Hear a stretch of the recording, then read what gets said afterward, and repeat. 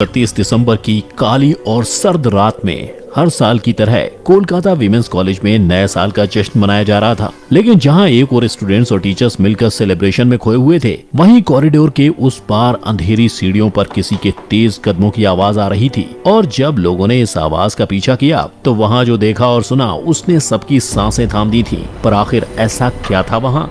बात Ohio university के room number 428 की है, जहाँ किसी का कदम रखना मना है, क्योंकि वहां से बाहर निकलने के बाद कोई भूल से भी अंदर जाने का सोच नहीं सकता है। अब इस तस्वीर पर नजर डालिए, जिसे देखकर आपको लग रहा होगा कि ये कब्रिस्तान की तस्वीर है, लेकिन नहीं, दरअसल ये 100 साल पुरानी कब्र तो पुणे की विख्यात यूनिवर्सिटी के बीचों बीच है, जिसके नीचे दफन है एक भयानक राज। और इन्हीं खौफनाक कहानियों के बारे में हम जानेंगे in today's video title most haunted colleges in the world. Number 1, women's college Kolkata.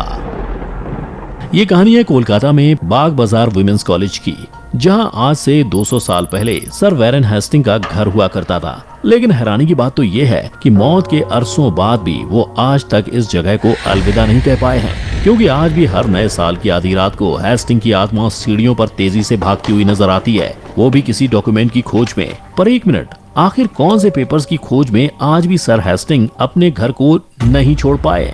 आखिर ऐसा क्या है उन पेपर्स में जिसने आज भी इस भटकती हुई आत्मा को यहाँ रोक रखा है?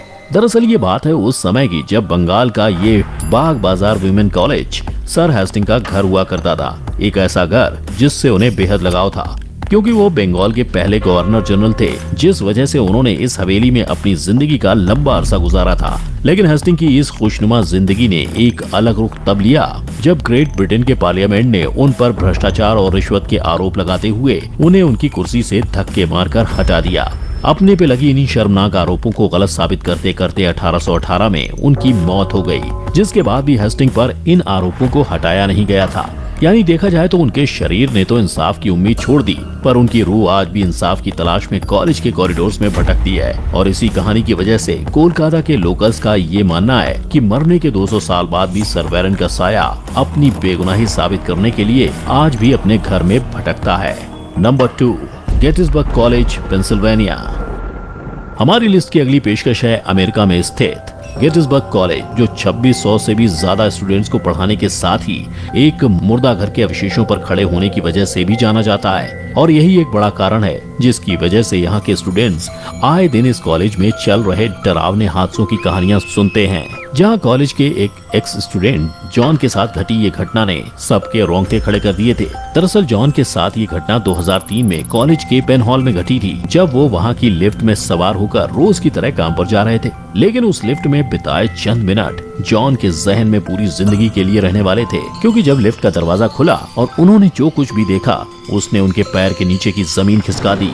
दरअसल जहां एक नॉर्मल कमरा होना चाहिए था, वहीं उन्हें फुल फोर्स में एक सिविल वॉर के समय का हॉस्पिटल नजर आ रहा था, जहां 100 साल पुराने कपड़ों में डॉक्टर्स और नर्सेज या तो जख्मी सैनिकों के घाव भर रहे थे या यहाँ से वहाँ भाग रहे थे, बिल्कुल एक मूवी के सीन की तरह। बस फर्क इतना था कि ये किसी बड़े पर्दे पर नहीं बल्कि जॉन की आंखों के सामने चल रहा था। और जब जॉन ने उनके साथ घटी ये अजीब घटना के पीछे का सच जानने की कोशिश की, तब उन्हें पता चला कि पेन हॉल, जो कैंपस का सबसे पुरानी बिल्डिंग है, असल में सिविल वॉर के वक्त एक अस्पताल और मुर्दा घर हुआ करता था, जहाँ अक्सर लड़ाई में घायल हुए सैनिकों पर उनके होश में रहते हुए भी बहुत ही भयानक ऑपरेशंस किए जाते थे, जिसके बाद अक्सर सैनिकों की तो मौत हो जाती थी, लेकिन उनकी चीखें और दर्द हमेशा हमेशा के लिए इन्हीं दरवाजों में कैद हो गए थे।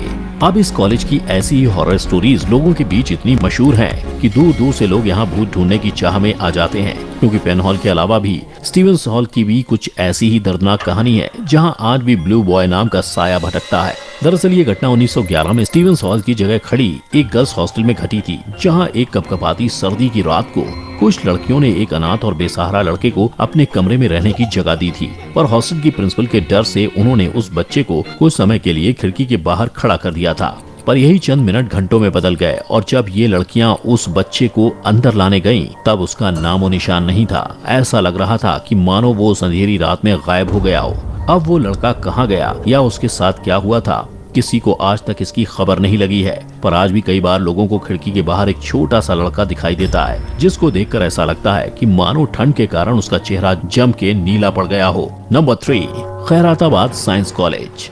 अब बारी है उस इमारत की जो किसी समय पर हजारों बच्चों के भविष्य को संवारने की जगह हुआ करती थी, लेकिन यही सफलता की सीढ़ी आज बन चुकी है मुर्दों का घर। क्योंकि हैदराबाद के खैराताबाद साइंस कॉलेज के बंद कमरों के पीछे छुपे हैं कई सारे राज जो आज भी लोगों के बुरे सपनों का कारण बने हुए हैं। ये कॉलेज जो आज खंडर बना पड़ा है, वो आपको खैराताबाद फ्लाईओवर को क्रॉस करते ही दिख जाएगा। एक जमाना था जब इस खंडर हवेली में सैकड़ों बच्चे पढ़ने आते थे, लेकिन एक दिन इस इमारत के अचानक ढह जाने की वजह से रातों रात इस कॉलेज के दरवाजों पर ताला लगा दिया गया। पर यूं हड़बड़ाहट में सारा काम निपटाने की वजह से सबसे एक छोटी सी बात छूट गई थी, जो ये थी कि किसी ने भी कॉलेज के बायोलॉजी लैब में पढ़ाई के लिए इस्तेमाल होने वाले लाशों को हटाने का सोचा ही नहीं था, जिस वजह से ये सारी लावारिस लाशें बिना कोई अंतिम संस्कार के मिट्टी के ढेर में बदल गईं। लेकिन इन्हीं लाशों के दबे होने के सच से अनजान इस हवेली को नशेड़ियों और क्रिमिनल से दूर रखने के लिए गवर्नमेंट ने इमारत के बाहर सिक्योरिटी गार्ड को रख दिया। पर एक अनहोनी को रोकने के चक्कर में इन्होंने उससे भी बड़ी अनहोनी को बुलावा दे दिया, क्योंकि कॉलेज के बाहर पहरेदारी कर रहे उस गार्ड की अचानक बहुत ही रहस्यमयी हालातों में मौत हो गई। और किसी को आज तक पता नहीं चल पाया है कि आखिर उस गार्ड के अकाल मौत के पीछे किसी इंसान का हाथ था या किसी भटकते हुए साए का।